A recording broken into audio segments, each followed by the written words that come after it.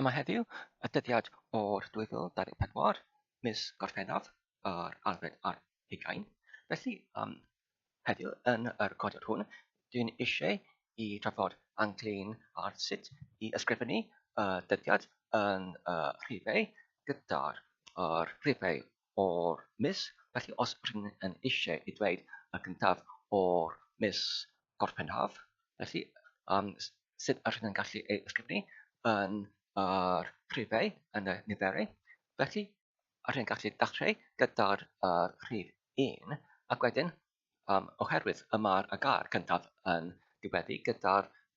llythrennau A, F. Felly, ar ôl y rhif 1, rydyn ni'n ychwanegu yr A, F. Felly, mae'r gyntaf o'r gorffennaf yn ysgrifennu fel hyn gyda'r rhif 1, ac wedyn AF, ac wedyn gofod, ac wedyn gorffennaf. Wedyn ar gyfer yr rhif nesaf, yr ail, oherwydd mae'r agar hwn yn terfynu gyda'r llythrennau IL, felly rydyn ni'n ysgrifennu i lawr y rhif 2, ac ar ôl hynny IL, ac wedyn ar gyfer y trydydd, oherwydd mae'r agar hwn yn terfynu gyda'r llythrennau Y, ac wedyn double D, rydyn ni'n ysgrifennu i lawr y rhif 3, ac wedyn Y double D. Yr un peth ar gyfer y pedwerydd, 4,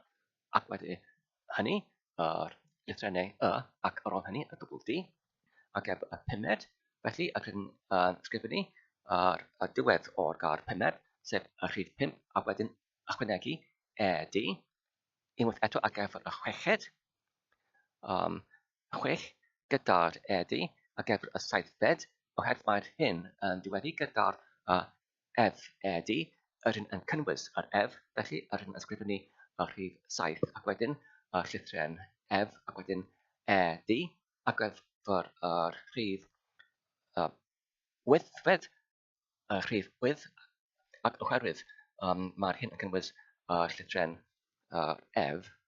mae'r hyn yn ei cynyddiwyd gyda'r F, D, ac gyfer y nawfed, unwaith eto 9, ac wedyn F, D, ac gyfer y degfed, unwaith eto y rhif 10, ac ar ôl hynny, F, D, ac gyfer yr unfed ar 10, oherwydd mae'r holl rhif hwn yn ysgrifennu yn diweddu gyda'r ar 10, gyda'r eg ar y diwedd o'r holl rhif wedi ei ysgrifennu yn llawn, rydyn yn ysgrifennu y rhif 1 ar 10, ac wedyn yn ei diweddu gyda eg. Ac efo y deuddegfed, oherwydd mae'r agar hwn yn ei diweddu gyda'r F, D, rydyn yn ysgrifennu y rhif 12, ac wedyn ar ôl hynny, F, D, ac efo y trydydd ar 10, oherwydd mae'r holl rhif sydd wedi ei ysgrifennu yn llawn yn dyfynnu gyda'r eg, rydyn yn ysgrifennu rhif 3 ar 10, ac wedyn eg, unwaith eto ar gyfer pedwerydd ar 10, yr rhif 14, ac wedyn ar ôl hynny, eg, ar gyfer 15, unwaith eto y rhif 15, ac wedyn ar ôl hynny, eg, ac wedyn ar gyfer yr unfed ar 15, oherwydd mae'r rhif yn diweddu gyda eg, ac yn ysgrifennu 16, ac wedyn eg, ar gyfer yr 7 ar 10, mae'r hyn unwaith eto y rhif 17, ac wedyn eg, ac wedyn ar gyfer y 19fed, oherwydd mae hyn yn terfynu gyda'r ef eg, rydyn yn ysgrifennu 18, ac wedyn F, D, ac wedyn ar ôl hynny pedwerydd ar 10, oherwydd mae hyn yn terfynu gyda'r eg, rydyn yn ysgrifennu y rhif 19, ac wedyn eg, ac gyfer yr 20fed,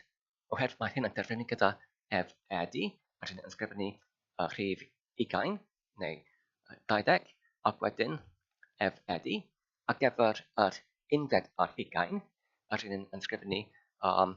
llythrennau ar diwedd o'r holl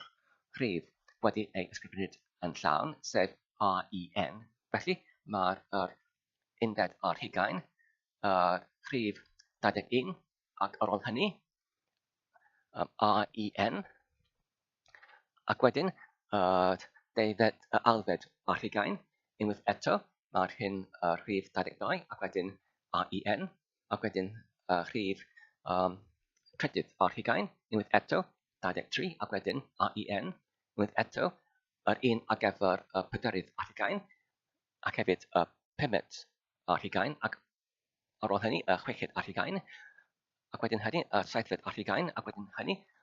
wythfed ar hugain, ac wedyn hynny, nawfed ar hugain, ac oherwydd mae'r hyn yn gyd yn terfynu gyda'r llythrennau REN, ac wedyn ar gyfer degfed ar hugain, unwaith eto, mae'r hyn rhif 30, ac wedyn REN, yr un ar gyfer gyntaf ar 10 ar hugain, yr alfed ar 10 ar hugain, y trydydd ar 10 ar hugain, yr pedarydd ar 10 ar hugain, y pymthegfed ar hugain, yr chweched, yr unfed ar 15 ar hugain, yr alfed ar 15 ar hugain, deunawfed ar hugain, yr pedarydd ar 15 ar hugain, ac wedyn ar gyfer ei deugainfed, oherwydd mae'r hyn yn terfynu gyda'r FED, yr hyn yn ysgrifennu rhif 40, ac wedyn ar ôl hynny FED, ac wedyn ar gyfer yr unfed ar deugain, mae'r rhif yn ysgrifennu fel 41, ac wedyn REN, ac wedyn y holl ffordd i'r nawfed ar ddeugain, mae'r hyn rhif 40 ar 49, ac wedyn REN, ac wedyn yr hyn yn cyrraedd at yr degfed ar ddeugain. Felly mae'r hyn unwaith eto rhif 50 ac ar ôl hynny REN, ac wedyn yr un ar gyfer yr un peth ar gyfer unfed ar 10 ar ddeugain, ac wedyn pan yr hyn yn cyrraedd at 30fed, felly mae'r hyn rhif 60, ac wedyn FED, ond ar ôl hynny, ar gyfer unfed ar ddeugain, mae'r hyn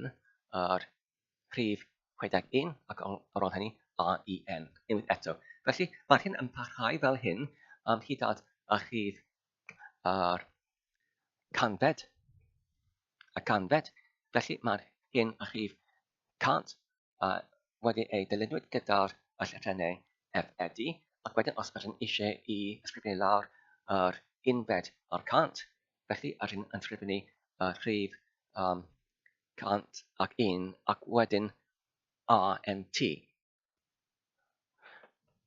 Felly, wedi dweud hynny, os ydym yn cyrraedd at yr nifer neu rhif mor uchel fel yr 100 ac 1, yn hytrach na defnyddio yr cefngrefn traduddiadol, sef yn yseledig ar y rhif 20, rydym yn gallu defnyddio y cefngrefn degawdol, seledig fel yn y Saesnig, felly rydym yn gallu dweud yn hytrach na 1 ar 10 ar 100, rydym yn gallu dweud 100 ac 1, ac wedyn 100 a 2, ac 100 a 3, 100 a 4, ac yn y blaen. Felly, os ydym yn defnyddio cefngrefn degawdol fel hyn, rydym yn gallu dweud ar gyfer yr rhif trefnol, yn hytrach na'r unfed ar 100, rydym yn gallu dweud 100 ar unfed, ac wedyn 100 a alfed, 100 a trydydd, 100 a pedarydd, 100 a pumed, 100 a chweched, 100 a saithfed, 100 a wythfed, 100 a nawfed, ac wedyn cant degfed. Felly, pan ydyn ni'n defnyddio y cyfundrefn hyn, felly mae ydyn ni'n ysgrifennu i lawr y rhifau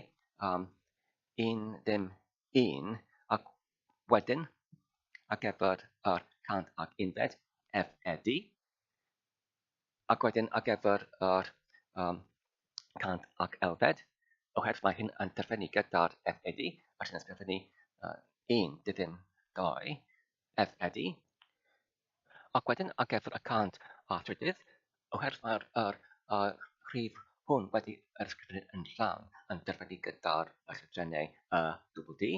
wedyn ysgrifennu i lawr y rhif 1 dim 3 ac wedyn DD ac yr un peth ar gyfer yr cant a phyderydd yr un ysgrifennu i lawr yr rhifau 1 dim 4 ac wedyn yn ei canlyniwyd gyda'r llythrennau double D ac wedyn yr cant a phymed unwaith eto oherwydd mae hyn yn terfynu gyda'r MED yr un yn ysgrifennu dim ond yr ED felly mae'r hyn yn 1 dim ac wedyn 5 ED ac efo'n y chweched mae'r hyn 1 dim 6 ED ac efo'r cant a saithfed 1 dim 7 ED ac wedyn cant ac wythfed oherwydd mae hyn yn terfynu gyda'r FED mae'r hyn yn 1 dim 8 FED unwaith eto ar gyfer y cant a nawfed mae'r hyn 1 dim 9 FED ac wedyn ar gyfer y cant a degfed mae'r hyn yn 1 dim FED oherwydd mae hyn yn terfynu gyda'r FED ac wedyn ar gyfer y cant a deg ac unfed unwaith eto mae'r 1 FED cant a deg a elfed 1 2 FED cant a deg a trydydd na'r ydyn yn dyfynnu hyn gyda DD sef 1 3 DD ac wedyn cant a deg a phyderydd 1 4 DD cant a deg a phymed 1 5 ED cant a deg a chweched 1 6 ED cant a deg a saithfed 1 7 FED cant a deg ac wythfed 1 8 FED ac wedyn cant ac 1 a nawfed mae'r hyn yn 1 9 FED ac wedyn y cant a 20 fed mae'r hyn yn 1 2 dim ac wedyn FED.